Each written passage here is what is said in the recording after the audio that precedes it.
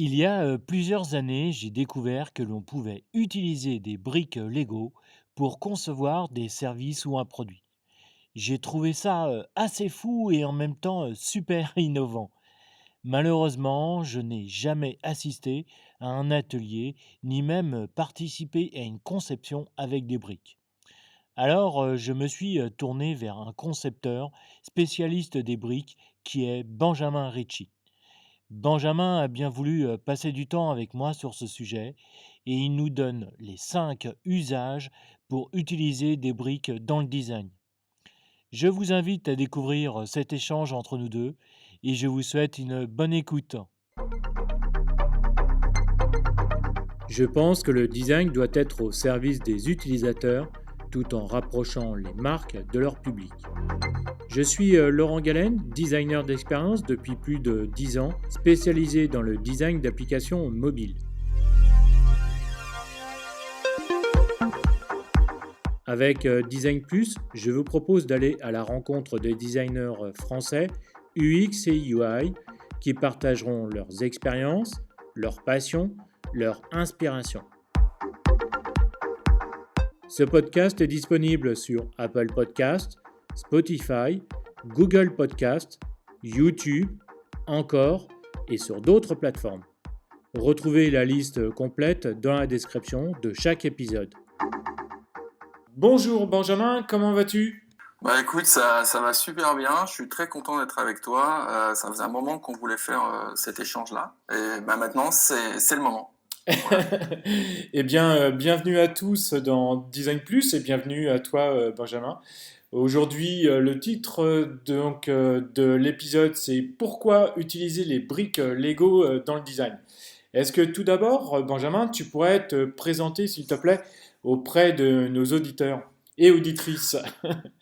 Ah oui, bien sûr, bien sûr, bien sûr. Donc moi, je m'appelle Benjamin Richy. Donc je suis basé à Lyon. Je suis en indépendant freelance depuis environ 5 ans. Avant, j'ai beaucoup travaillé en fait dans les entreprises de services et logiciels. Aujourd'hui, je fais de la conception d'accompagnement des entreprises dans tout ce qui est démarche d'innovation, ce qu'on appelle aussi User Experience Design. Donc, c'est un ensemble de méthodologies, boîtes à outils.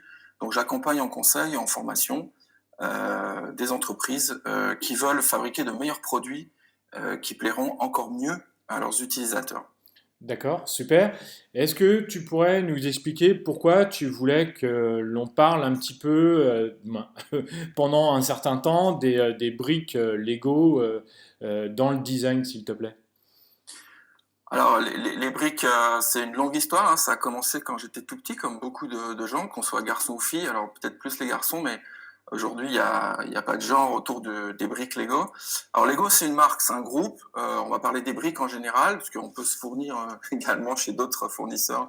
C'est une histoire, en fait, qui commence avec la possibilité de créer tout et n'importe quoi à partir, en fait, de combinaisons de briques toutes simples. Et c'est très modulaire et j'ai retrouvé en fait des similitudes énormes dans le design. Et donc pendant très longtemps en fait j'ai acheté des briques par pur plaisir de collection et puis il y a quelques années je me suis dit et si on les utilisait dans le milieu professionnel et ça me tenait à cœur d'en parler parce que entre temps bah, j'ai aussi découvert une méthode où on pouvait jouer sérieusement avec les briques. Donc j'avais envie de vous parler de tout ça. Ce que je voulais dire aussi, c'est que aujourd'hui, c'est vrai que culturellement dans les entreprises, on a oublié qu'on pouvait aussi travailler sérieusement en jouant ou en Hmm. tout cas en appliquant des mécaniques de jeu. Et les briques vont permettre en fait de matérialiser soit des idées ou de matérialiser des process ou de modéliser en fait une façon de penser. Et ça, c'est un moyen assez intéressant de pouvoir échanger avec les gens euh, et de pouvoir avancer sur un projet sans forcément à coup sûr sortir la grille Excel qu'on va remplir ensemble, essayer d'avoir d'autres supports, d'autres moyens de communication pour pouvoir mieux se comprendre en fait. Il y a quand même un enjeu derrière qui est de se dire ok, j'ai à peu près compris, je pense avoir compris ce que tu me dis, c'est un peu abstrait pour moi, et comme je pense l'avoir compris, je pense que moi aussi je peux participer à ça. Et en fait, on a beaucoup de non-dits ou d'abstractions quand on fait des réunions, quand on échange. Donc c'est un moyen aussi de rendre concret ce qui peut être abstrait parce qu'on peut parler à travers les briques. Et la dernière chose aussi, c'est qu'aujourd'hui, on a vraiment besoin dans notre travail, au niveau individuel et au niveau collectif, on a besoin de prendre du plaisir dans notre travail. En tout cas, moi, j'y crois beaucoup. J'y crois aussi, moi, je donne des cours dans des écoles et je vois des générations qui ont 20 ans et je vois aussi leur manière de fonctionner. Et on a besoin de prendre du plaisir. Et finalement, réfléchir, penser, identifier des solutions avec d'autres supports, que ce soit les post-it ou des briques. Moi, je préfère les briques parce que c'est 3 dimensions, ça a 3 dimensions. Ça a des formes, ça a des couleurs différentes. Et bien, c'est aussi un moyen de pouvoir prendre du plaisir à ce qu'on fait parce que c'est fun, parce qu'on peut dépasser le simple cadre classique. Et après, ça peut aussi correspondre à certaines cultures d'entreprise où on va chercher un maximum de créativité, on va pousser les gens à être plus créatifs, à retrouver une confiance créative, comme le disait David Kelley dans son livre. Est-ce que tu peux nous dire depuis quand utilise-t-on les briques pour les adultes en entreprise, s'il te plaît, à peu près? Je n'ai pas trop d'informations là-dessus. Par contre, je pense que depuis les années 2000, on commence à avoir introduit d'autres supports dans l'entreprise. Euh, et je pense que ça varie aussi culturellement d'un pays à l'autre. Dans les pays nordiques, je pense que c'est des pratiques où on est beaucoup plus ouvert sur ces pratiques-là. En France aujourd'hui, on a quand même eu une vague qu'on appelle le design thinking. Hmm. Moi j'appelle ça en fait comment être innovant par la créativité. C'est un petit raccourci. Et dans le design thinking, on utilise plein de choses différentes et on utilise surtout en fait pour diagnostiquer un problème ou produire des idées ou matérialiser un prototype, on va utiliser, on connaît très bien ce qu'on appelle la product box. Donc c'est une fausse boîte de céréales dans laquelle on va vendre la proposition de valeur du produit, quoi. On peut faire la même chose avec les briques Lego. Et je pense qu'on peut le faire aussi de manière très, très précise, très détaillée. Et ça permet aux gens, c'est plus facile de réagir. Donc les briques dans l'entreprise, je pense que ça fait pas tellement longtemps. Après, ça reste un outil. Donc il faut l'utiliser quand on en a vraiment besoin, à bon escient. Ça peut permettre aussi de lever certains blocages à certains moments où l'échange de parole est plus suffisant. Moi récemment, là, j'étais à la conférence annuelle des facilitateurs Lego au Danemark. En fait, il y a quelqu'un qui a utilisé ça pour faire de la concertation entre les habitants, entre les pouvoirs publics, etc. Donc c'est vachement intéressant de voir certains exemples d'applications là où on n'y attend pas. Donc, Hmm. D'accord, oui, dans un objectif de design citoyen. Et d'accord, c'est très intéressant, effectivement. Et donc, d'après toi, combien y a-t-il d'usages professionnels aujourd'hui avec les briques, s'il te plaît? alors moi, au fil du temps, j'en ai identifié 5 façons d'utiliser des briques. Donc on peut les balayer rapidement si tu veux. Bien sûr, ouais. Alors le premier, c'est tout simple, c'est ce qu'on appelle un brise-glace. Donc souvent pour introduire, créer le cadre dans un atelier ou une réunion, on met les gens dans une situation de détente, d'accord? Donc tout simplement, ça peut être un truc qui est très connu, c'est la météo du jour. Comment vous vous sentez aujourd'hui quand vous arrivez dans la réunion ou quelle est votre attente? Ça, en fait, comment vous vous sentez, on peut leur donner quelques briques pour qu'ils nous construisent leur humeur. Donc s'ils construisent un truc tout plat, et certains nous disent, moi je suis à plat aujourd'hui, j'ai plus de jus, donc j'ai construit un truc tout plat. Donc moi je me sers souvent du petit canard, je leur donne des briques qui permettent de faire un petit canard, et je dis comment il est votre petit canard aujourd'hui. Donc ça paraît complètement enfantin, mais ça marche très très bien parce que les gens se livrent plus facilement. Ils lèvent les barrières. Parce que dans certains ateliers, il y a certaines personnes qui n'ont pas envie de se dire comment réellement ils se sentent vis-à-vis des autres. Il y a parfois des jeux de pouvoir. Tout à fait, oui. Donc le petit brise-glace, et il y a un petit brise-glace de créativité aussi qui m'a été enseigné par Mario Esposito, mon compère depuis 2 ans. On s'est croisés dans pas mal d'ateliers. Mario Esposito, donc lui, il a fait lui, il a appelé Lego Créa. Donc il fait construire un petit animal. Vous pouvez tester ça en fait chez vous aussi. Il fait construire. Donc il faut quand même une centaine, 200 briques. Et en fait, on met les gens par petits groupes de 4-5. On fait construire un petit animal. Et on leur dit pas quel est l'animal. On dit, vous allez devoir en fait deviner l'animal que construit le groupe. Donc au départ, le premier met 2 briques. Le suivant met 2 autres briques. Le suivant met 2 autres briques. Et au fur et à mesure, les gens commencent à essayer de voir une forme d'animal. Et donc, on ne sait pas ce qu'on construit. Mais à la fin, ils se disent, ah, j'ai fait un caméléon. Ah, j'ai fait un truc qui ressemble à rien. Et c'est un hippopotame mutant, etc. D'accord. Donc Donc ça, c'est un usage. C'est un usage assez qu'on retrouve assez souvent maintenant. c'est qu'on s'en sert surtout, le brise-glace a une vocation à la base, c'est de se dire, si on fait un brise-glace, c'est pas pour amuser la galerie, c'est pour préparer les gens à la suite. Donc Hmm. quand on prépare à une séance créative, à une séance de brainstorming, ça peut être super intéressant. Je poursuis, j'ai d'autres usages où j'ai expérimenté pour faire des prototypes. Alors, ou des maquettes. Donc, tout simplement, j'ai déjà testé j'ai travaillé comme beaucoup sur des applications ou des sites web à la refonte ou à l'amélioration de l'ergonomie ou de l'usage, et on a une interface.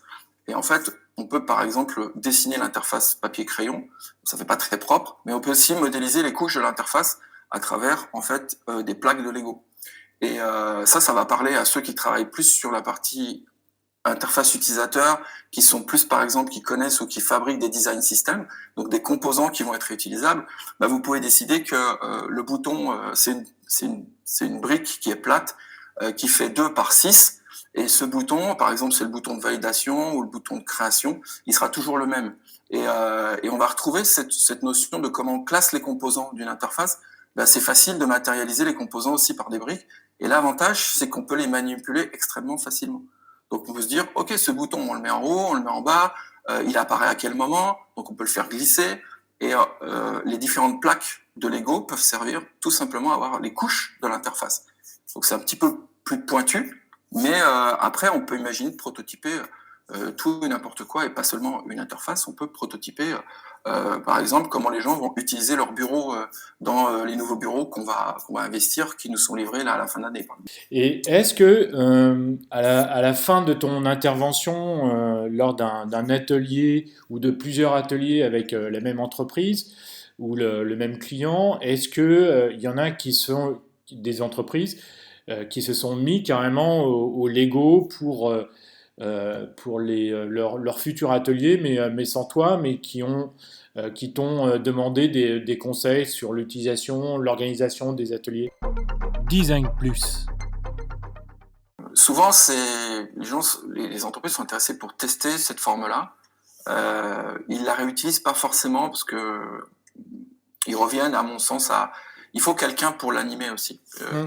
Oui, il y a des personnes qui sont appropriées les choses ce qui est intéressant, c'est que pour moi, ça appartient à personne. À part la méthode Lego Serious Play, qui est entre guillemets soumis à une formation, il faut se former pendant 5 jours pour avoir en capacité d'animer. Tout le reste, c'est relativement libre et c'est la sensibilité de chacun.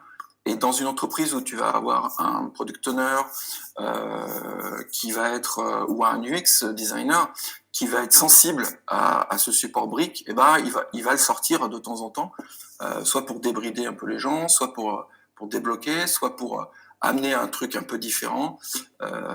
Voilà quoi. D'accord, ok. Ben, je te laisse continuer. Je crois qu'on en était Ouais. au numéro 3. C'est ce dont je parlais tout à l'heure, c'est qu'en fait les briques servent à réaliser un jeu de simulation. Donc là, c'est typiquement le Lego for Scrum. Donc pour ceux qui ne connaissent pas, parce que je suis pas un spécialiste des démarches agiles, mais je côtoie des coachs et on a déjà fait des ateliers ensemble. L'idée, c'est de dire, pour découvrir ça consiste en quoi la méthode agile et les différents rôles, le Scrum Master, le Product Owner, l'équipe, c'est qu'on les met dans un simulateur. Donc on leur fait produire. Le but en fait de la méthode Scrum, c'est de se dire quelle valeur on est capable de délivrer dans un temps donné. Par exemple, on se donne une semaine. Au bout d'une semaine, quelle valeur on peut délivrer au client. Donc essayer de raisonner valeur de ce qu'on délivre et pas seulement délai. Et pour faire un jeu d'acculturation, il faut que ça aille vite. On n'a pas une semaine. Donc comment on peut le faire en 3 heures? On compresse le temps. Pour compresser le temps, il faut être capable de délivrer quelque chose à son client. Donc le challenge, c'est de dire, on construit par exemple une ville, un parc d'attractions, un centre de vacances. On construit une maquette de centre de vacances et on délivre les éléments de la maquette à un commanditaire qui peut être par exemple un promoteur. Voilà. Hmm. Et le but, c'est que les équipes, elles vont se servir des briques pour produire réellement des objets. Un banc, une piscine, des bungalows. Alors ils se disent justement, l'intérêt, c'est de dire qu'est-ce qui a le plus de valeur vis-à-vis du client. Bah, peut-être qu'avant la piscine, ouais, ça a beaucoup de valeur pour l'amusement, mais si on peut pas loger les gens, donc on va peut-être commencer par le bungalow. Et donc ils livrent des petits objets qui sont fabriqués, qui sont en bungalow, et le client, il dit, ouais, je prends pas, ah, ça correspond pas à ce que je veux, ah, je vous avais pas dit, c'était pas dans le cahier des charges, donc je vous le dis maintenant que vous m'avez livré le truc, et que je le vois, etc. Donc c'est vraiment un jeu d'acculturation qui s'appelle Lego for Scrum, qui est documenté en ligne, qui est entre guillemets open source, il n'y a pas de droit particulier dessus. Et quelqu'un, et cette personne dont j'ai mangé le nom, a proposé ça sous forme de Lego pour que ça soit plus facile à appréhender et surtout qu'on puisse compresser le temps pour démontrer que en 3 heures, on peut faire en général 3 itérations, donc 3 sprints qui dureraient en général une semaine, des fois c'est 2 semaines. Ouais, bien sûr, Donc ouais. ces 3 sprints, on les fait en 7-8 minutes de production Ah oui. autour des briques Lego. Donc Ah, les briques, c'est de la matière première qui sert à produire des objets pour son client. Voilà. d'accord, ça doit être vraiment très très speed et Ouais, actif parce que faire quelque chose de une semaine en quelques minutes, waouh! ouais. La quatrième utilisation des briques, c'est quoi en fait, Benjamin, alors? Alors moi, c'est quelque chose, on revient à quelque chose d'assez classique, on va dire, c'est modéliser un processus. Donc vous allez me dire, mais c'est simple de modéliser un processus. On prend un fichier, on prend un éditeur de documents, et puis on dessine nos ronds, nos carrés, on met qui fait quoi, etc. Sauf que en fait, ça c'est plat, c'est sur 2 dimensions, et on peut pas vraiment bouger les choses. Donc, quand on est en train d'identifier un processus qui peut être relativement complexe, où il y a beaucoup de parties prenantes, c'est peut-être bien que finalement on a autour de la table, si on a invité les bonnes personnes, on a autour de la table des gens, ils disent ouais, on a plein de choses à améliorer, mais ok, basiquement, votre existence, c'est quoi? C'est quoi votre process actuel, par exemple, de facturation? Ok. Donc on va créer la chaîne de facturation et on va voir les différentes parties prenantes. Et puis on se dit ah bah ça peut être des petits bonhommes Lego, vous savez, il y a des mini Hmm. figurines. Donc ces petites mini figurines, elles peuvent avoir un rôle, elles peuvent représenter un rôle, des personnes, une responsabilité. Moi, il y a un jour, il y a quelqu'un qui m'a dit l'autorité de régulation de santé. Tiens, bah il y a la comment dire, là, tu as une moto de police avec un motard, un policier. Voilà, ben moi, en fait, dans mon process, on était dans le monde de la pharmacie et dans une entreprise qui faisait des services web pour la pharmacie. Hmm. Et donc, il a dit, ben, l'autorité de régulation de santé va intervenir à tel moment, donc c'est mon petit policier en moto, donc il bouge. Donc, ça a l'air anodin, ça a l'air basique, mais ça permet en fait de bien tous comprendre ce qu'on est en train de faire.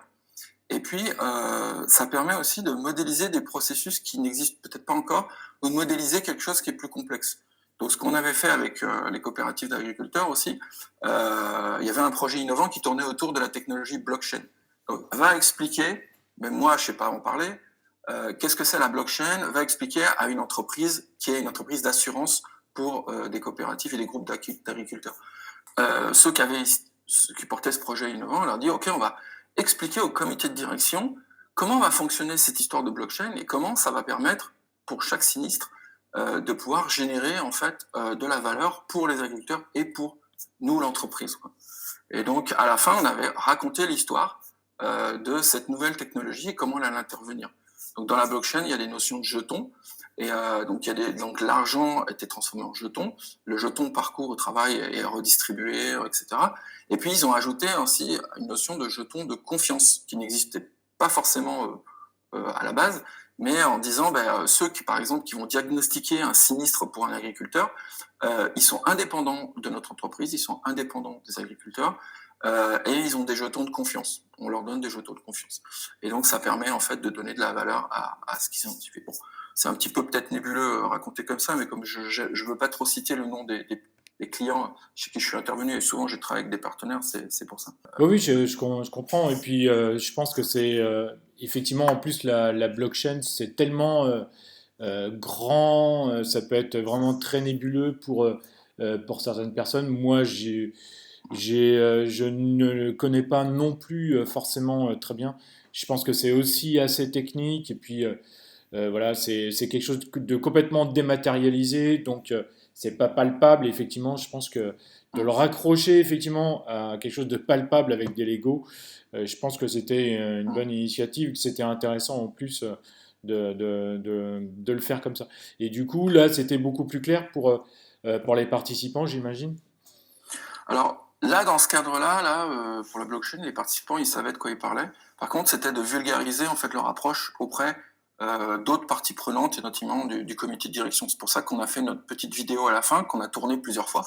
Alors, on a fait plusieurs prises pour pouvoir avoir quelque chose d'assez fluide. Et en 3 minutes, on va vous expliquer notre concept d'innovation dans votre entreprise en utilisant une technologie qui est une technologie basée sur des contrats de confiance, en fait, en s'affranchissant, en fait, de tiers de confiance comme les banques. C'est un peu ça, la blockchain. Est-ce que tu pourrais nous parler de la cinquième, le cinquième cadre, qui est donc, je crois, le Lego Serious Play, c'est ça? Alors, Lego Serious Play, ce qu'il faut, je vais pas faire un historique parce que sinon vous allez avoir 3 heures de podcast.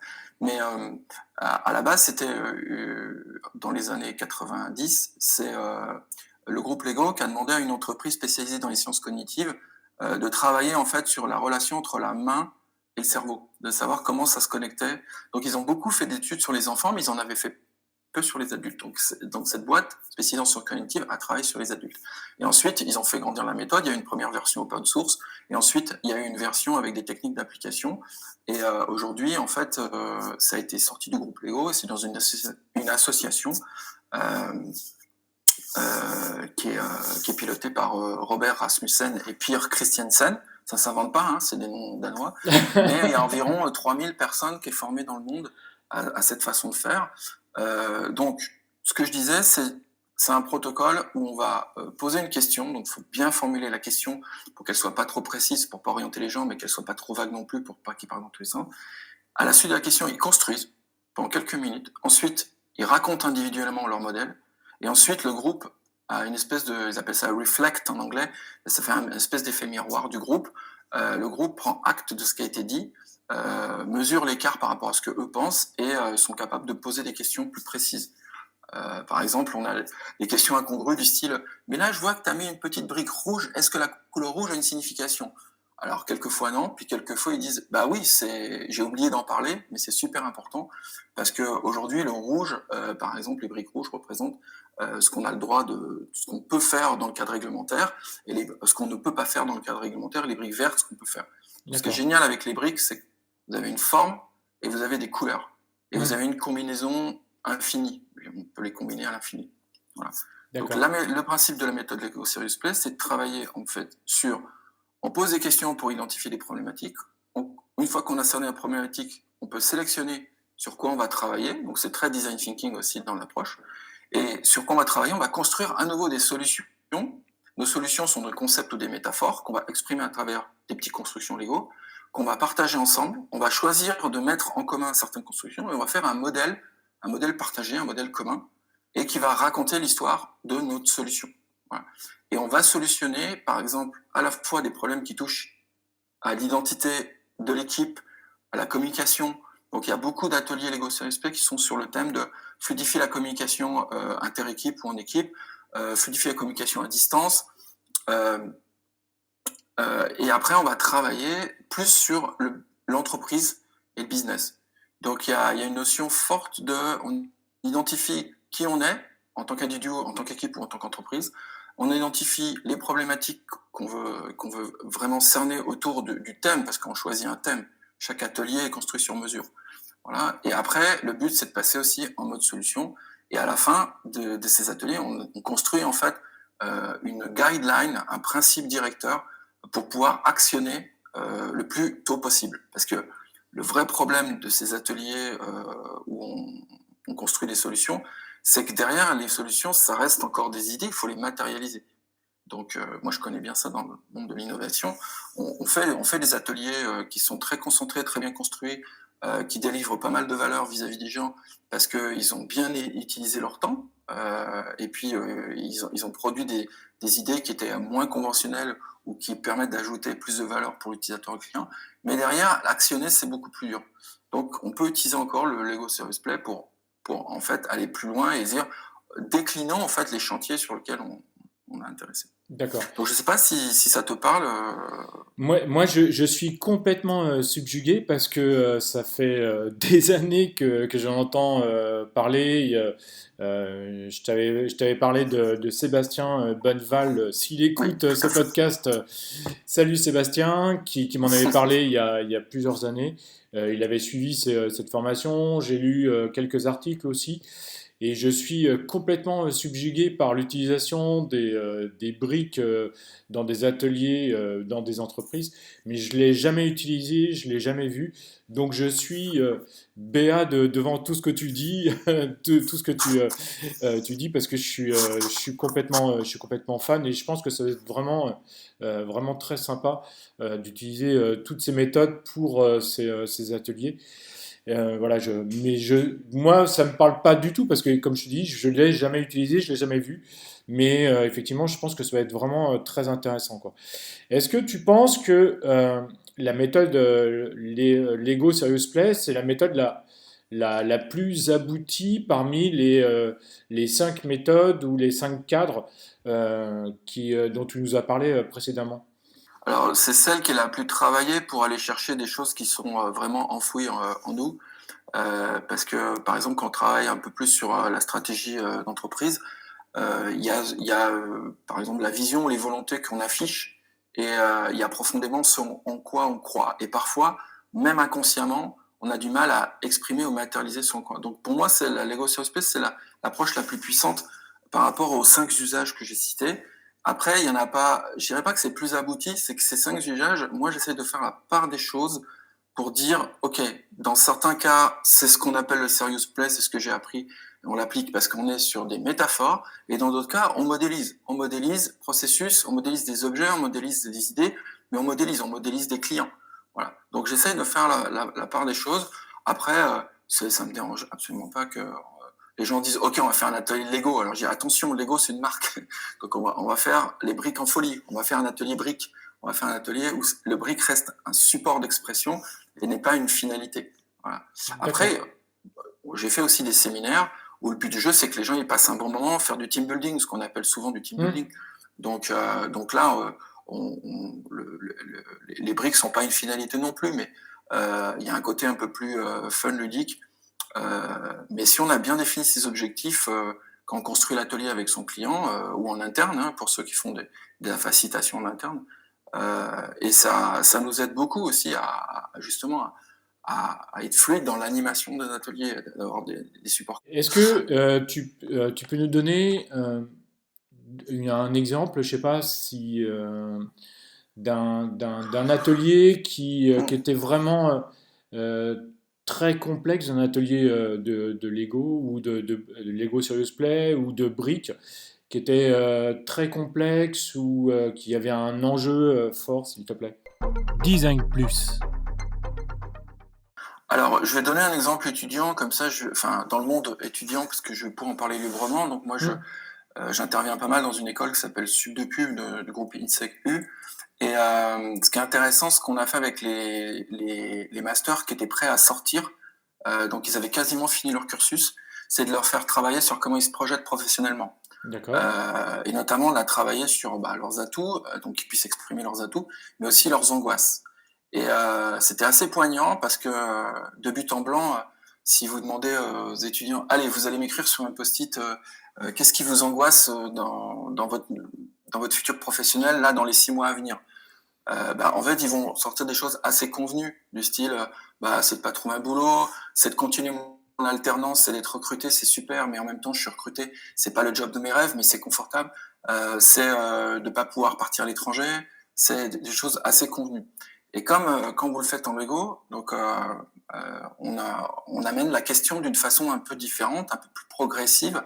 On leur fait travailler d'abord sur leurs atouts, et après, on les fait travailler sur quelle est votre pire expérience que vous avez vécue en tant qu'alternant dans les 6 derniers mois. Donc on fait, c'est une technique assez courue dans le monde du Lego Serious Play, c'est de travailler ce qu'ils appellent sur le nightmare situation. Hmm. Qu'est-ce qui est arrivé de pire? Parce que c'est facile d'en parler. Donc on commence par quelque chose, c'est facile d'en parler. Et donc, ils nous sortent un tas de choses qu'on peut imaginer quand nous on est étudiants, ou que vous pouvez imaginer, vous, si vous êtes tuteur justement d'alternants ou de contrat d'apprentissage. Et puis, une fois qu'on a travaillé, ils ont purgé un peu ça, on leur demande à ce moment-là de travailler un petit peu plus sur, OK, qu'est-ce qui peut vous freiner dans votre avenir professionnel? Donc, on n'est pas encore dans le cœur. Et on amène des questions progressive. Donc à chaque fois, ils construisent leur petit modèle, ils donnent, et donc ils se dévoilent, et ils montent en puissance pour aller chercher ce qu'il y a au fond d'eux, en fait, sur ce point-là. Et la dernière question qu'on pose, qui est là, c'est quelle est votre plus grosse angoisse professionnelle? Et là, en fait, il faut être précis. Moi, j'avais dit, là, maintenant, que vous allez basculer concrètement en salarié ou en freelance dans le monde professionnel, parce que en alternance, ils ont déjà un pied dedans depuis un bon moment, quoi. Mais ils vont être et beaucoup, on s'aperçoit qu'à travers les réponses, beaucoup sont angoissés de sortir du cocon du campus, parce que en alternance, ça subit plus. Ils sont plus que 5 semaines sur le campus sur toute l'année. Tout le reste, ils sont en alternance. Et ils ont quand même cette angoisse de sortir, de voler de leurs propres ailes. Et j'ai eu des réponses un peu poignantes. Par exemple, quelqu'un on avait fait plusieurs ateliers ensemble sur d'autres sujets. J'étais intervenu sur d'autres sujets. Et cette personne, on le voyait, il était très confiant, grosse confiance en lui, etc. Et quand il a raconté son modèle, on a vu qu'en fait, il y avait ce qu'il montrait et ce qu'il était à l'intérieur. Et en fait, il était paniqué à l'idée de se lancer. Il disait, j'ai tous les atouts, je sais faire, mais il avait construit un pont. Et le pont était assez long. Et il a dit, en fait, aujourd'hui, j'ai peur de juste aller au bout du pont et de me dire, ok, j'ai les 2 pieds dans le monde professionnel et je suis parti, quoi. D'accord, ok. On arrive bientôt à la conclusion, Benjamin. Ah oui, déjà. Eh oui, déjà. Est-ce que tu pourrais nous dire qu'est-ce que tu aimes, tu l'as déjà un peu évoqué tout à l'heure, dans le fait d'utiliser des briques, soit Lego ou pas Lego, dans tes ateliers, s'il te plaît? À la fois, il y a ce côté, on se prend pas au sérieux, mais à la fois, on est en train de vraiment travailler sur un vrai sujet. Et moi, je retiendrai le mot, alors on parle d'efficacité ou d'efficience, des fois on confond un peu les deux, mais efficience, c'est comment je peux, avec des ressources et des moyens encore plus limités, arriver au même résultat. Donc, pour moi, voilà, c'est ça qui est intéressant. On se prend pas au sérieux, mais finalement, on fait des choses très concrètes et très business. Euh, Après, ma vie se résume pas à faire des ateliers Lego, mais c'est un bon moment aussi que moi je passe et quand je vois l'effet que ça produit, quoi. D'accord, ok, merci. Et j'aimerais savoir un petit peu qu'est-ce que tu retires aujourd'hui de cette expérience aussi, s'il te plaît. Ce que je retiens de cette expérience, c'est que c'est bien. Là, j'étais super souriant, positif. C'est magnifique, c'est le monde des bisounours, ça fonctionne tout le temps, etc. C'est qu'en fait, culturellement, on a du mal à se dire, à se prêter au jeu. On peut aussi se sentir ridicule.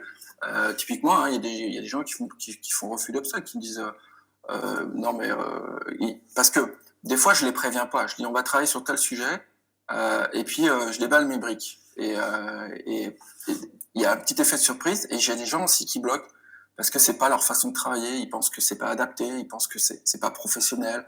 Ou alors ils savent ils, ils savent pas. Ils ont peur de s'en servir parce qu'ils pensent qu'ils vont être ridicules, que ce qu'ils vont faire Hmm, c'est moche.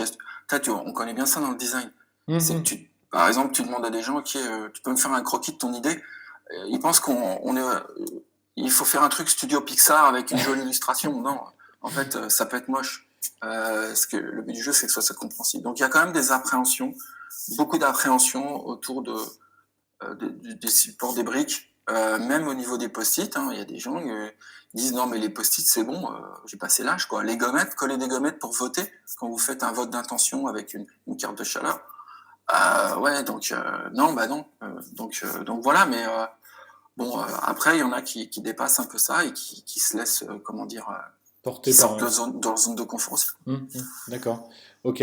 Et est-ce que tu y vois des gains qui sont vraiment importants dans le fait d'utiliser ces briques? Alors, on va résumer ce qu'on a déjà dit. Hmm, Donc, il y a une certaine forme d'efficience. On arrive à produire un résultat qui est parlant pour tout le monde et en un temps assez record. Et moi, ce qui m'a toujours frappé, notamment dans le Lego Serious Play, c'est qu'on est beaucoup plus précis et détaillé dans ce qu'on veut dire. On n'est pas juste en train d'essayer d'expliquer une idée et de dire à la fin, ouais, tu vois ce que je veux dire. Parce que souvent, on a ce réflexe-là. Tu hmm, comprends ce que je veux dire? Et la personne en face de vous, bah, soit elle vous connaît bien, elle va vous dire non, Soit elle vous connaît moins bien ou elle va pas oser devant les autres, elle va vous dire bah oui, je vois à peu près. Donc on est beaucoup plus précis, détaillé. Et l'autre axe dont on a parlé, l'autre bénéfice pour moi, c'est un alignement plus rapide, mais un vrai alignement des personnes qui va tendre vers essayer d'avoir plus de convergence. Je dis pas qu'ils vont être tous alignés à la fin, mais une plus grande convergence et une plus grande un niveau d'abstraction qu'on a fait voler en éclats pour rendre tout ce qu'on raconte, tout ce qu'on dit concret. Voilà. D'accord, très bien. La question suivante par rapport à la précédente, c'est quelles erreurs as-tu faites, s'il te plaît? Moi, aucune, bien sûr. Non. Euh, les erreurs, en fait, les erreurs, elles sont pas forcément liées à l'utilisation des briques, euh, parce que on valide le fait qu'on va faire quelque chose avec des briques. Donc, on voit bien si on a un commanditaire, on a un manager qui va dire, ok, on tente le coup, ok, on se laisse porter, ok. Mais c'est surtout dans mon job, c'est aussi de créer des ateliers sur mesure pour résoudre des problèmes, soit en interne, soit des problèmes de produits, soit des problèmes d'utilisation. Donc, il faut préparer cet atelier et il faut bien comprendre l'objectif. Il faut bien comprendre en fait le pourquoi on fait l'atelier. Et c'est là où je me suis, pas souvent, mais des fois planté sur la compréhension. Et pendant l'atelier, je réalise qu'on est en train de faire un truc, c'est pas ce qu'attendait le commanditaire ou c'est pas ce qu'attendaient les participants. D'accord. D'accord. Donc après, il y a un moyen de diagnostiquer un peu plus en amont, de faire des interviews de participants, d'aller creuser avec le commanditaire. Et on peut faire un atelier Lego, justement, pour exprimer le brief. Donc ça peut être aussi ça. Je suis un peu le gars qui essaye de t'en mettre à tous les étages, tu sais. Donc, non, mais en fait, pour créer un atelier, on va utiliser un autre atelier Lego. Voilà. Mais les erreurs, c'est plutôt sur la conception d'atelier, le design d'atelier, de se dire, j'ai pas bien compris l'objectif, le but, et du coup, tu vois bien qu'il y a des choses qui sont bancales pendant l'atelier, et il y a des gens qui se désintéressent, que tu utilises les briques ou pas d'ailleurs. Il y a des gens qui se mettent en retrait, il y a des gens qui s'expriment pas. Donc voilà. Et Après, oui, après, je pense qu'effectivement, dans tous les ateliers, je pense tous les gens qui créent des ateliers ont connu plus ou moins ça, le fait que on puisse pas emporter tout le monde en même temps et que des fois, il y a des gens qui sont un petit peu en retrait ou qui sont plus discrets ou plus effacés. Effectivement, le mieux, c'est de pouvoir emmener tout le monde, emporter tout le monde, bien sûr, mais il y a des fois on n'y arrive pas et faut continuer avec le groupe aussi. Et donc le pendant de cette question, c'est quelle réussite es-tu fier, s'il te plaît? alors, euh, les, euh, les réussites qui peuvent être intéressantes dont j'ai pas encore parlé à travers les briques, c'est d'avoir réussi à faire adhérer des gens qui étaient sceptiques à la base. Je te donne un exemple. Souvent, il y a des gens qui disent ah génial, avec mes enfants, on joue tout le temps au Lego, on joue tout le temps avec des briques. C'est cool. Aujourd'hui, on va pouvoir, par exemple, faire un brainstorming avec des briques. Donc, je vais me sentir super bon. Et on s'aperçoit que ceux qui sont le meilleur dans l'exercice, c'est ceux qui n'ont pas l'habitude de manipuler des briques, parce que eux, ils vont pas voir la brique comme juste d'habitude un truc où on s'amuse avec, mais ils vont voir la brique comme un moyen de s'exprimer. Donc là où je suis le plus fier dans mes réussites, je vais pas citer un exemple précis, mais c'est d'avoir réussi à embarquer les gens et on cherche toujours à ce que un maximum de personnes, le 100% de participation, le maximum de gens s'expriment, quoi. Et puis une autre réussite aussi, c'est de se dire euh, dans le même laps de temps, est-ce qu'on peut faire mieux, plus de compréhension et avec des gens qui prennent plus de plaisir, voilà. Et donc, moi en tant que facilitateur, ce que je retire, c'est que quand je vois que les gens ils se disent, ok, on a fait un truc, un bon truc, on s'est bien trituré les méninges. En plus, on a eu l'occasion d'échanger ensemble et finalement, on a passé 3 heures ensemble, donc c'est pas grand-chose 3 heures. Et donc du coup, ça m'a paru vraiment bien de le faire sous cette forme-là. Donc c'est très gratifiant de se dire ok, il y a des gens qui apprécient et qui trouvent que c'est efficace. Ouais. D'accord, ok, très bien, merci. On va parler un petit peu maintenant, en conclusion, de la formation ou de la certification Mm, Lego. Est-ce que tout d'abord, tout à l'heure, tu t'en parlais que tu avais passé une formation spécifique. mm. Euh, comment que ça se déroule cette formation? Voilà, combien de temps? Tu disais c'était 5 jours tout à l'heure. Mm. Est-ce que c'est cher? Est-ce que ça peut se faire en ligne? Est-ce que il y a des formations en France, physiques ou virtuelles? Comment ça se passe, s'il te plaît? Alors, c'est assez dense. Ça se passe sur 4 jours. J'ai dit 5, c'était 4 jours en Oui, fait. oui, Ça se passe d'accord, sur 4 jours.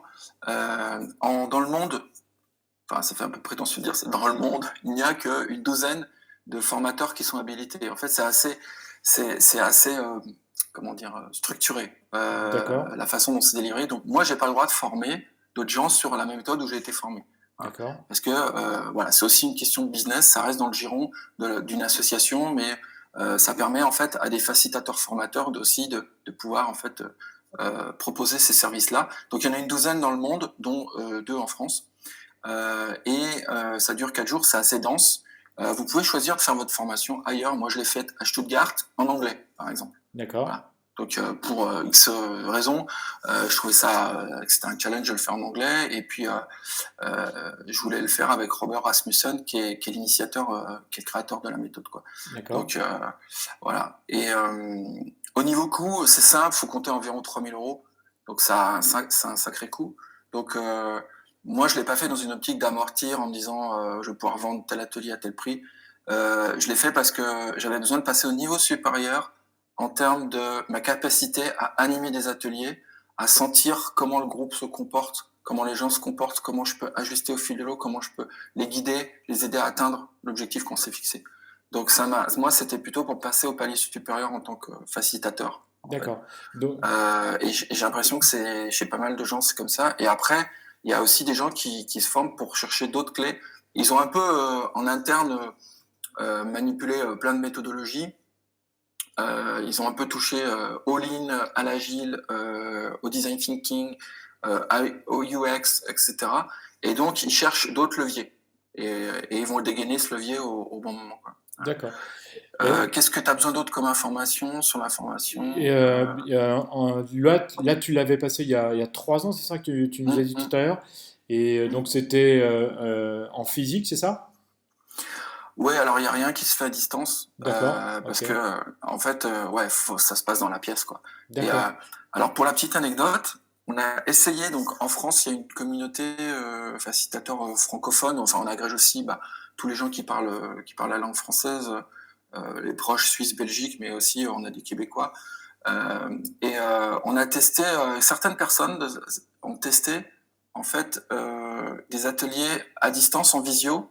On envoie un petit sachet de briques aux gens parce que ce qu'il faut savoir, c'est que la manière de rentrer dans le Lego Serious Play, il y a un petit sachet d'une 52 briques qu'on appelle Exploration Bag. Et donc, c'est assez pénible au niveau logistique. On envoie aux personnes avant, Hmm, ils ouvrent tous le sachet ensemble et on peut faire, on va dire, tout ce qui est en mode individuel. Donc la première heure en individuel est un petit peu plus loin, mais on peut pas faire de modèle partagé parce qu'il faut être ensemble. On a une grosse plaque, on est tous ensemble autour de la table. Il faut se toucher, il faut se parler. Donc voilà, en distanciel, c'est quasiment impossible. On peut bricoler un petit peu, voilà. d'accord, ok. Il Donc n'existe pas du tout d'atelier virtuel, donc, avec manipulation de briques virtuelles ou des choses comme ça aujourd'hui. Ça n'existe pas du tout, ça. bah, si y en a qui nous écoutent et qui ont fait les expériences, qui ont participé, je suis preneur de savoir comment ça s'est passé. Ça me semble compliqué en fait. D'accord, ok. C'est quoi? C'est compliqué parce que Parce qu'en fait, on n'a parce pas que les c'est par rapport aux résultats, interactions, c'est ça que tu veux dire? on n'obtient pas des résultats aussi probants, aussi intéressants. Euh, ça fait pas son effet, quoi. Ça D'accord, fonctionne ok, pas. d'accord. Et donc ma dernière question par rapport à la formation ou la certification, Mm. penses-tu que tout le monde peut devenir Lego facilitateur Lego Serious Play, s'il te plaît? Oh, j'ai envie de dire oui, mais après, en gros, faut surtout pas se dire j'adore les Lego, j'adore les briques, j'en ai plein à la maison.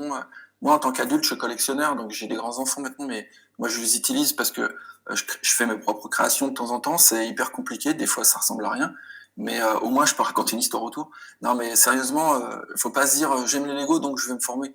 Je pense que il faut se dire dans mon job, je rencontre certains écueils et obstacles. J'ai déjà essayé des choses pour lever ces obstacles et j'ai besoin d'outils supplémentaires pour pouvoir lever certains obstacles ou barrières ou pouvoir aller plus loin dans la façon dont je délivre des ateliers. Voilà. Et ça, c'est autant vrai pour des freelances, parce que effectivement, il y a beaucoup de consultants dans la communauté mondiale. Je vois, il y a beaucoup de consultants en Allemagne, en Néderlande, Pays-Bas. Il y en a beaucoup au Japon, à Taïwan. Bon. Et c'est là parce qu'on est indépendant que c'est plus pour nous. Faut se dire que tous les gens qui sont en entreprise, qui œuvrent avec des collègues, qui œuvrent en transverse, qui sont amenés à faire beaucoup de projets en transverse, ça peut être intéressant pour eux. Mais il faut se dire pourquoi je le fais, pourquoi j'en aurais besoin. Après, vous pouvez vous former pour le fun, quoi. Mais D'accord. Est-ce que d'ailleurs, est-ce que tu connais le nombre exact ou approximatif de facilitateurs Lego Serious Play en France? en France, non, je saurais pas dire. Je sais que sur le Meetup Lego Sales Play France, on est 500 inscrits, un peu plus de 500, mais il n'y a pas que les facilitateurs. Hmm, Après, il y a ceux qui s'en servent assez souvent. Je l'ai pas dit, mais il y a des coachs aussi qui l'utilisent en coaching collectif. d'accord. Euh, je veux pas dire de bêtises, donc je saurais pas dire en France. D'accord. Ok. Non, mais Pour moi, ça en France, ça reste encore anecdotique, D'accord. Ah, ok. alors que c'est quand même beaucoup plus développé dans les pays scandinaves, aux Pays-Bas, en Allemagne, et, euh, et puis euh, et puis il y a une grosse communauté en Amérique latine aussi. D'accord. Ok. Très Ils bien. travaillent, par exemple, j'ai eu beaucoup de retours d'expérience de projets en Amérique latine qui ont été présentés au congrès annuel là. Ils travaillent par exemple sur la ville de demain, où ils travaillent sur les relations comme on avait eu il y a 2 ans à Sao Paulo. Donc comment les jeunes se sentent dans la ville de Sao Paulo, parce qu'ils ont effectivement, c'est une mégapole Hmm, hmm, 10 fois plus grande que Paris, donc ils ont d'énormes problèmes aussi au niveau sociaux, au niveau violence, au niveau intégration, etc. d'accord. Et pour terminer sur la certification et Lego Serious Play, tu disais que tu avais passé la certification. Est-ce qu'une fois que tu as passé cette certification, vous avez des rendez-vous ponctuels ou annuels avec l'ensemble de la communauté? Ouais, c'est le rendez-vous annuel qui a eu lieu la semaine dernière. D'accord? Qui se passe. Alors ça c'est sympa parce que ça c'est le côté aussi sympa, on se fait plaisir. Si on peut, on se déplace au Danemark. On est à la Lego House, donc c'est la ville de Lego, hein, c'est Billund. Ouais, C'est une ville qui a rien de spécial, hein, mais surtout on échange avec d'autres gens qui pratiquent dans d'autres contextes et dans d'autres cultures. Donc d'accord. c'est une fois par an et il y a des ateliers qui s'appellent des refresh où on se dit ok, ça fait 3 ans que tu fais des ateliers, mais retour aux basiques.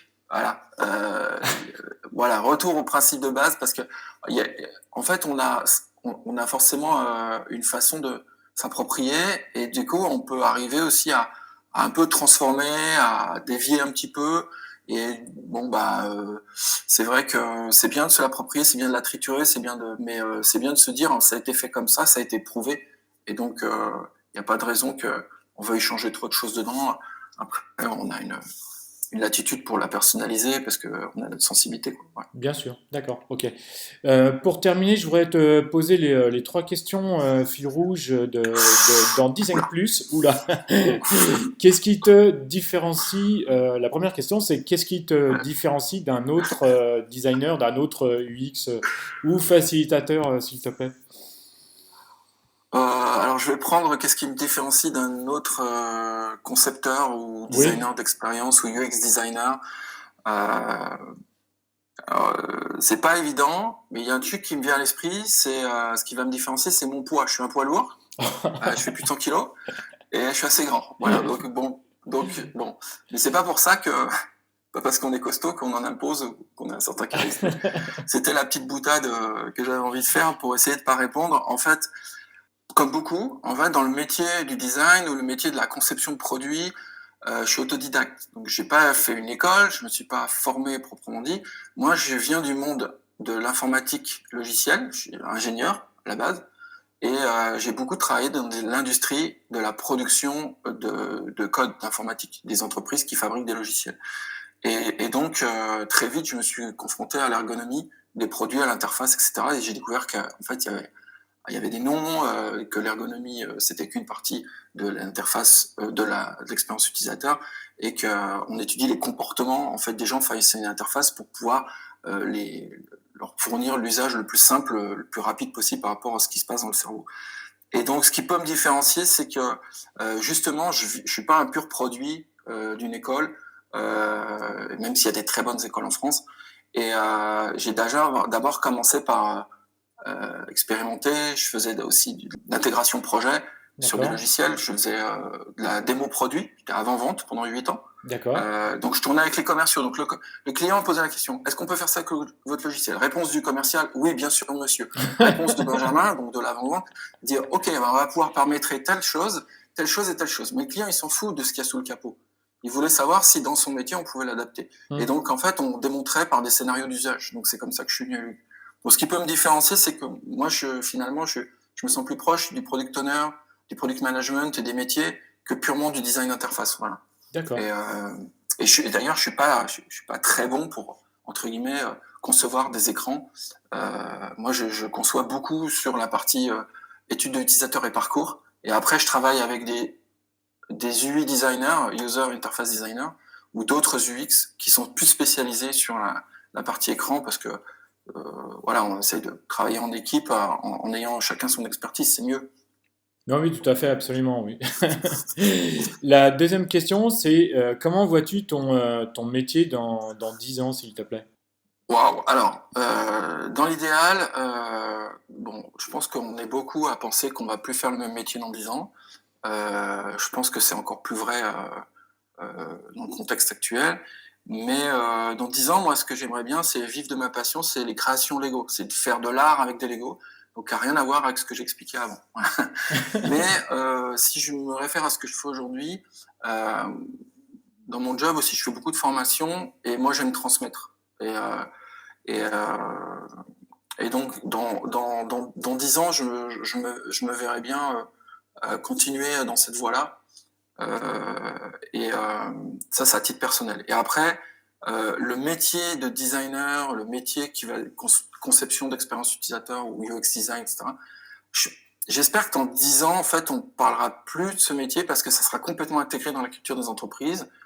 Parce qu'aujourd'hui, bah, quand on dit aux gens, bah, ok, alors vous voulez améliorer, par exemple, votre logiciel ou votre interface, ok, bah, vous voulez améliorer votre produit, ça peut être aussi un produit physique, vous voulez améliorer l'accueil des gens dans l'hôpital, ok, donc déjà, est-ce que vous avez fait tester votre service ou votre produit? Ah mais non, mais nos clients, on les connaît. Donc ce que j'espère, c'est que dans 10 ans, on aura plus, on aura ce réflexe de se dire, voyons comment les utilisateurs se comportent, voyons comment les gens consomment le produit ou appréhendent le produit ou le service, et qu'en fait, l'UX design soit plus une discipline à part entière, mais ça soit partagé par tous les corps de métier. Voilà. Donc c'est un peu comme si tu veux les méthodes agiles qui sont rentrées par l'informatique et aujourd'hui qui touchent à tous les services, même la comptabilité. C'est de se dire, ça devient partie intégrante de la culture d'entreprise. Et c'est plus une discipline qu'on va appliquer ponctuellement sur tel ou tel projet. Je suis assez d'accord avec toi. L'autre question, c'est quel épisode de Design Plus as-tu le plus aimé et pourquoi, s'il te plaît? Alors celle-là, je l'avais préparée parce que j'ai écouté quelques épisodes du coup pour me faire l'oreille, hein, bien sûr. Et ça fait le lien avec ce que tu disais, c'est l'épisode sur le. Alors je me souviens plus exactement qui c'était. C'est toujours comme ça, on retient pas les noms, on retient les pas. C'était le retour sur investissement, le ROI, le retour sur investissement de l'UX. D'accord, c'était avec Gwenaël Aoumé, effectivement, ouais. Et D'accord. pourquoi as-tu bien aimé cet épisode alors? Bah, c'est exactement ce qu'on disait avec. Mais pourquoi nous on est convaincus, donc on veut absolument que tout le monde soit convaincu. En fait, c'est pas qu'on veut convaincre les autres. C'est c'est pourquoi on a une démarche centrée sur les usages. Pourquoi on doit s'intéresser pas seulement au client, mais à l'utilisateur qui est derrière le client et qu'est-ce qu'il fait avec les produits. Qu'est-ce qu'on a y gagné. Et en fait, aujourd'hui, on est face à des décideurs, c'est normal, ils se disent, ok, je mets tant d'euros, qu'est-ce que j'ai en retour? C'est comme ça que ça marche, et encore plus sur une vision court terme. Et donc, c'est vachement difficile à démontrer les effets court terme d'une démarche centrée usage, et c'est pour ça qu'aujourd'hui, il suffit pas d'être convaincu, il suffit pas d'être évangéliste, il faut aussi que tous les gens qui travaillent sur les projets se disent, ça a du sens de faire cette démarche-là, ça a du sens de faire du UX design parce que je sais que ça va m'apporter plus de qualité. Mais la qualité, elle est difficilement mesurable. Donc, dans la quantité, qu'est-ce qui est mesurable? Sur du logiciel, ça va être de se dire, OK, telle personne passe tant de temps à faire telle tâche, donc, multiplié par 10 000 personnes dans l'entreprise, un collaborateur ou un client, en fait, on peut leur faire économiser du temps, donc ça se valorise, et on diminue le risque d'erreur. Donc, ça se valorise en termes d'euros aussi. Voilà. Donc, mais c'est pas toujours facile d'expliquer ça, et des fois, on améliore l'expérience, mais c'est difficilement palpable. On dit souvent qu'une bonne UX, elle est transparente pour l'utilisateur. Parce que lui, il utilise, tout va bien, c'est génial, c'est facile, c'est normal, c'est normal. En fait, ça a été pensé, des fois, pendant des années. Vous utilisez Blablacar, vous utilisez Airbnb, vous utilisez des gens ça fait 10 ans qu'ils travaillent sur le design de leurs produits. En fait, c'est plus palpable. Pour nous, c'est tellement naturel, ça nous paraît simple et évident. Voilà. D'accord. Eh bien, merci beaucoup. Non, c'était très bien. Et je te laisse la conclusion maintenant, Benjamin. Voilà. Quel serait ce conseil, s'il te plaît? Alors, petit conseil, sans vouloir donner non plus se positionner en donneur de conseils. Moi, je retournerai vers la brique et je me dis voilà, si vous avez l'occasion, vous avez des enfants, vous avez des neveux, des nièces, et passez un peu de temps avec eux, manipulez un peu les briques, et regardez un petit peu ce que ça propose, ce que ça fait chez vous, et qu'est-ce que font les enfants avec les briques. En fait, eux, ils s'en fichent de construire quelque chose qui a du sens ou qui est joli. Ils se racontent des histoires. Et ils se racontent des histoires, donc ils poussent leur créativité, ils poussent leur imagination, et je pense que voilà, ça peut semer, essayer, et voilà, pensez à ça, semer une petite graine, et vous dites, oh oui, alors la brique dans mon contexte pro, ça pourrait donner quoi? Et puis du coup, si vous savez pas comment, il y a 5 usages professionnels que j'ai explicités avec toi. Et voilà, donc semez une petite brique dans votre cerveau. Et puis après, si vous êtes fan de Batman, il y a la Batmobile du film 1989 qui va bientôt sortir du catalogue. Donc elle est très très grosse, elle est très très chère. Mais franchement, si vous êtes fan, vous pouvez aussi, ce serait mon dernier conseil, faites-vous plaisir, montez un modèle Lego. Combien de pièces elle fait? Oh punaise, 2 ou 3 000 pièces, elle fait 60 cm de long, elle est toute noire. Et elle prend très bien les marques de doigts, c'est ça qui est génial. Faut la construire avec des gants, parce que sinon vous avez des marques de doigts partout. Donc il faut la nettoyer tous les jours. Le truc chiant, quoi, en fait. Ouais, 3300 pièces, voilà, 3 kilos. D'accord. Un beau bébé. Ok. Eh bien, merci beaucoup, Benjamin. C'était vraiment très intéressant. J'ai peu parlé durant l'interview parce que c'est vrai que, comme je le disais tout à l'heure, je suis complètement béat devant tout ce que tu nous as appris aujourd'hui. Et puis, j'y connais pas grand-chose, c'est vrai, dans ces ateliers de conception avec des briques. Donc, j'ai préféré te laisser la parole. En tout cas, je te remercie, c'était vraiment très intéressant. J'espère que vous, auditeurs et auditrices, ça aura été aussi intéressant que pour moi. Et je voulais te remercier beaucoup, Benjamin, d'avoir participé à cette interview dans Design Plus. Ok, merci Laurent, franchement, c'est moi qui dois te remercier pour avoir ouvert cette tribune. C'est un sujet passionnant. Moi, j'arrive à le transposer dans le milieu professionnel. Et puis, surtout, j'espère que les auditeurs ont pris plaisir, se sont ennuyés et ont appris un nouveau truc, parce que on a toujours soif d'apprendre, en tout cas moi personnellement. Comme ça, je m'améliore. Voilà, merci beaucoup, Laurent. Eh Merci ben, beaucoup. À bientôt. merci beaucoup à tous et à toutes. Et je vous dis donc à très bientôt pour un prochain épisode. Merci, au revoir. Merci d'avoir écouté cet épisode de Design Plus jusqu'au bout. Maintenant, partagez cet épisode à 2 personnes autour de vous et mettez une note de 5 étoiles ou un pouce en l'air avec un commentaire sympa. Cela me permettra d'échanger avec vous et de faire monter mon podcast dans les classements. Je vous donne rendez-vous prochainement pour un nouvel épisode. N'oubliez pas de vous abonner à ce podcast. Vous pouvez suivre Design Plus sur Instagram, Design plus PLUS _podcast et sur LinkedIn, Design plus le podcast.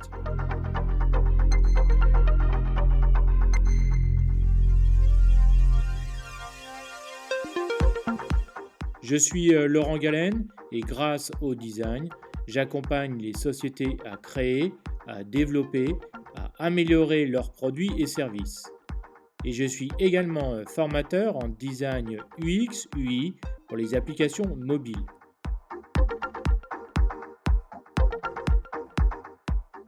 Si vous avez besoin d'un accompagnement ou bien d'une formation, alors contactez-moi sur www.laurentgalenattaché.com. À bientôt!